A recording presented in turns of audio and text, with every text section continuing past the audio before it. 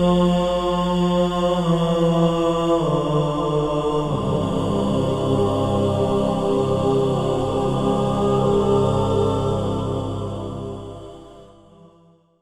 اللہ الرحمن الرحیم الحمد للہ رب العالمین والصلاة والسلام علی رسولہ الامین واہل بیتہ الطیبین الطاہرین واللعن الدائم علی اعدائہم الی یوم الدین اما بعد فقد قال اللہ الحکیم فی کتابہ الکریم بسم اللہ الرحمن الرحیم الف لام را کتاب انزلناہ الیک لتخرج الناس من الظلمات الی النور۔ انوار قرآن کے سلسلے میں یہ دوسری گفتگو ہے کہ جو ہم آپ کی خدمت میں پیش کر رہے ہیں۔ پروردگار متعال کا ایک مرتبہ پھر شکر بجا لاتے ہیں کہ اس نے قرآنی تعلیمات کو سمجھنے کے لیے ہمیں یہ توفیق فراہم کی، ماہ مبارک رمضان کی صورت میں ہمیں یہ سنہری موقع فراہم کیا جہاں یہ ماہ خود سازی کا ماہ ہے، خود سازی کا مہینہ ہے، وہیں قرآن فہمی اور تدبر قرآن کا مہینہ ہے۔ خداوند متعال قرآن فہمی کے سلسلے میں ارشاد فرماتا ہے کہ کتاب انزلناہ الیک لتخرج الناس من الظلمات الی النور، اے حبیب ہم نے ایک کتاب تم تک نازل کی ہے تاکہ تم لوگوں کو تاریکیوں سے، گمراہی کی تاریکیوں سے نکال کر ہدایت کے نور تک لے جاؤ اپنے پروردگار کے اذن سے۔ کل کی گفتگو میں عرض ہوا کہ قرآن کریم ہر چیز کی ایک بہار ہے اور بہار قرآن ماہ مبارک رمضان ہے۔ ماہ مبارک رمضان قرآن کو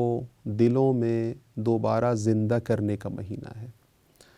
اور اسی سلسلے میں ہم نے یہ گفتگو کل یہاں تک پہنچائی کہ ہم انوار قرآن کے نام کے سلسلے سے کچھ بحثیں اور کچھ گفتگو آپ کی خدمت میں پیش کریں گے۔ ان میں سے پہلے حصے میں ہم یہ چاہیں گے کہ قرآن کریم کا ایک دلچسپ قصہ اور دلچسپ واقعہ اور دلچسپ داستان، یعنی حضرت موسیٰ علیہ السلام کی داستان کو آیات کی روشنی میں آپ کی خدمت میں پیش کریں۔ اس قصے کی اہمیت اور افادیت کے لیے اتنا ہی کہہ دینا کافی ہوگا کہ قرآن کریم میں وہ واحد قصہ اور داستان کہ جس کے بارے میں سب سے زیادہ تعداد میں آیات نازل ہوئی ہیں، وہ واحد قصہ حضرت موسیٰ کا قصہ ہے۔ چنانچہ قرآن کریم کی 460 سے زائد آیات، جی ہاں، قرآن کریم کی 460 سے زائد آیات حضرت موسیٰ، فرعون، حامان، بنی اسرائیل اور قوم بنی اسرائیل کے بارے میں ہیں۔ البتہ یہ ان آیات کو نکال کے ہیں کہ جس میں بنی اسرائیل کے دیگر انبیاء جیسے حضرت سلیمان، حضرت داؤد اور ان کے بارے میں جو آیات ہیں ان کو ہٹا کر صرف اور صرف حضرت موسیٰ علیہ السلام کی حیات مبارکہ کے سلسلے میں جو آیات اتری ہیں وہ 460 سے زائد آیات ہیں۔ اتنی آیات حضرت ابراہیم علیہ السلام کے بارے میں بھی نہیں ہیں۔ حضرت ابراہیم علیہ السلام کے بھی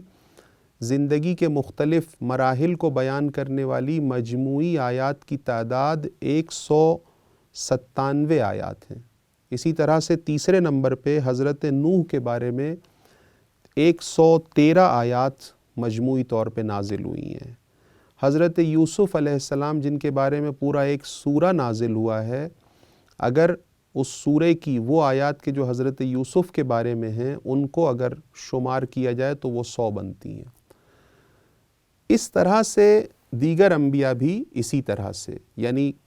کسی کے بارے میں، کسی ہستی کے بارے میں 20 آیات ہیں، کسی کے بارے میں اس سے زیادہ، اس سے کم۔ اب آپ خود اندازہ لگا لیجئے کہ حضرت موسیٰ کے بعد سب سے زیادہ جن کے بارے میں آیات نازل ہوئی حضرت ابراہیم علیہ السلام ہے، وہ کتنی 197 آیات، جبکہ حضرت موسیٰ علیہ السلام کے قصے کی افادیت اور اہمیت اتنی قرآن کریم نے محسوس کی کہ اس کے بارے میں تقریباً جیسے عرض ہوا 460 سے زائد آیات حضرت موسیٰ علیہ السلام کے بارے میں ہے۔ خود لفظ موسیٰ قرآن کریم کی 114 سورتوں میں سے 34 سورتوں میں تذکرہ ہوا ہے حضرت موسیٰ کے لفظ موسیٰ کا۔ چنانچہ قرآن کریم کے سورہ بقرہ، آل عمران، نساء، مائدہ، انعام، اعراف، یونس، ہود، ابراہیم، اسراء، کہف، مریم، طٰہٰ، انبیاء، حج، مومنون، فرقان، شعراء، نمل، قصص، عنکبوت، سجدہ، احزاب، صافات، غافر، فصلت، شورى، زخرف، احقاف، زاریات، نجم، صف، نازعات اور سورہ اعلیٰ میں ان سب میں کم سے کم ایک مرتبہ حضرت موسیٰ علیہ السلام کا اسم مبارک اس کا تذکرہ ہوا ہے۔ البتہ بعض میں صرف ایک آیت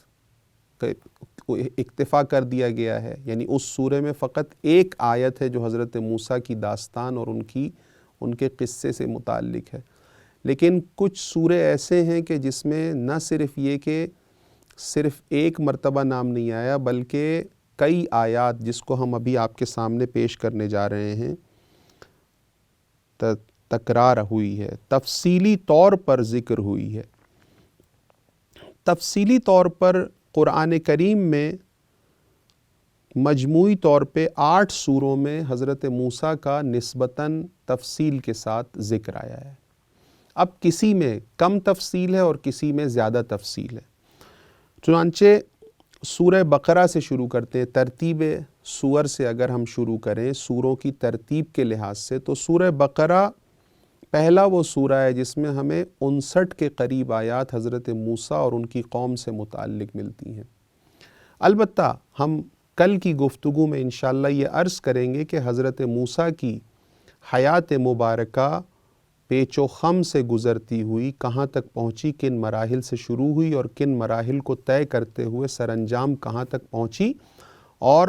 کن کن مرحلوں کا تذکرہ کون کون سے سوروں میں آیا ہے۔ لیکن فی الحال ہم اتنا آپ کو بتاتے چلیں آج کا جو مختصر آج کی فرصت ہے ہماری اس میں کہ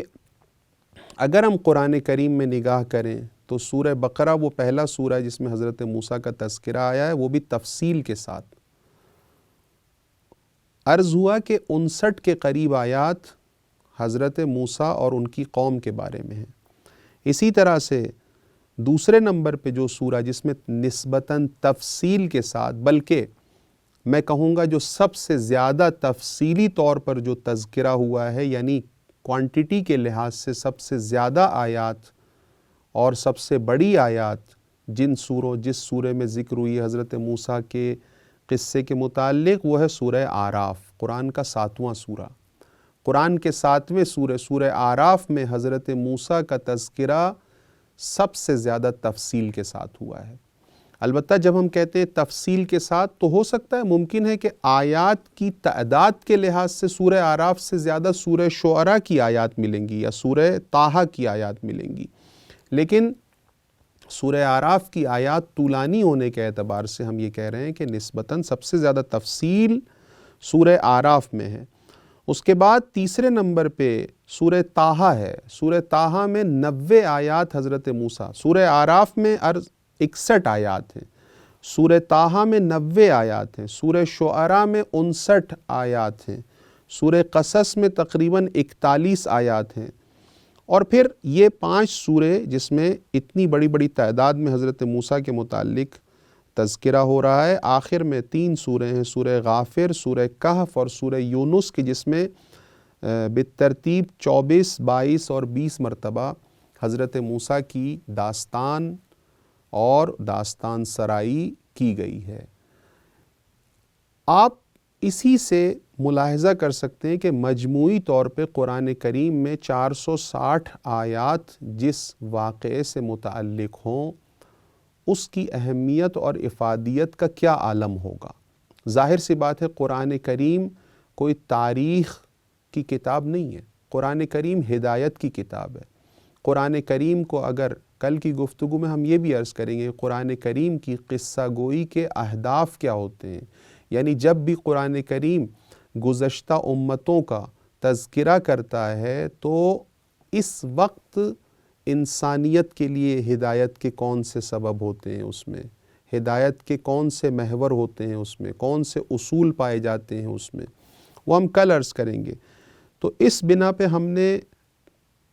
حضرت موسیٰ کی داستان کو چنا ہے کہ کل سے ہم انشاءاللہ حضرت موسیٰ کی حیات مبارکہ کے مختلف مراحل کو بیان کریں گے، اور ساتھ ساتھ یہ بھی بیان کریں گے کہ ان مختلف صورتوں میں ان کی زندگی کے کس مرحلے کو اور کس مرحلے کی عکاسی کی گئی ہے۔ وآخر دعوانا ان الحمد للہ رب العالمین۔ اللہم صل علی محمد وآل محمد۔